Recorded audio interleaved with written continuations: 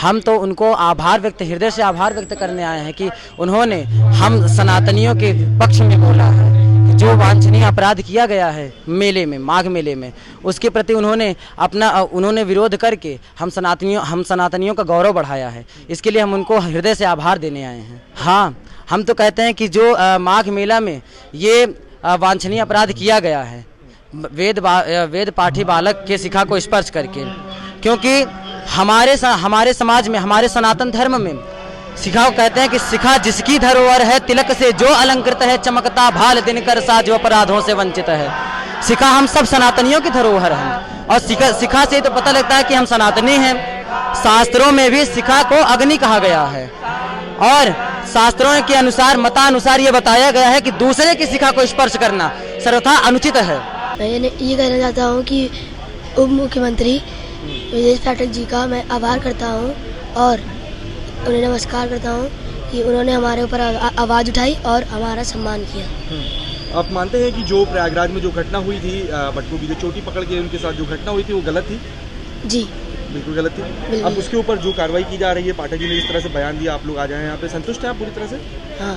कारण ये है कि जो माघ मेले में घटना हुई है, ब्रह्मरंध को खींचा गया है, पकड़ा गया है, ब्राह्मण नहीं पूरे सनातन के ब्रह्मरंध को क्षति पहुंचाई गई है। ये ब्राह्मण तो ब्राह्मण हैं ही, और ये तो मीडिया की ऐसी कृपा रही है, मीडिया लोगों ने वहाँ पर जा कर के उसको जो दिखाया है तो सारे संसार ने माना, नहीं तो लोग चिल्लाते रहते, कोई जानता ही नहीं कि कहाँ क्या हुआ। आप लोगों ने तो कैमरे से उसको कैच किया।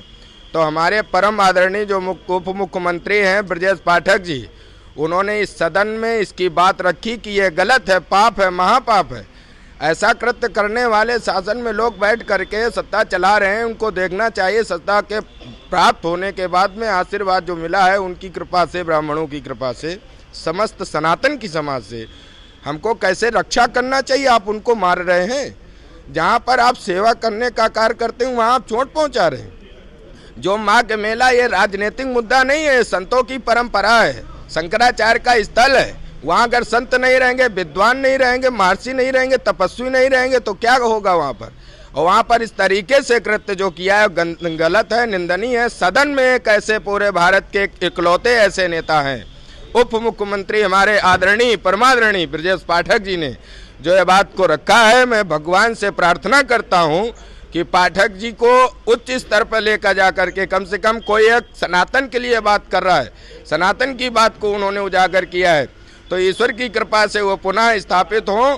और जो इन कार्य में संलग्न हैं, जिन्होंने ब्रह्मरंध को खींचा है, तोड़ा है, मारा है, पीटा है, बटुक बालकों, छोटे छोटे बालकों का कौन अत्याचार उनके ऊपर कर रहा था, तो उनको दंड देना चाहिए। भगवान साक्षी ईश्वर उनको कभी माफ नहीं करेगा। धर्म स्थल में ब्राह्मणों के ऊपर अत्याचार हुआ है, ब्रह्मरंध सनातन संस्कृति के जो सूर्यमौर हैं, जगत गुरु शंकराचार्य का अपमान हुआ है।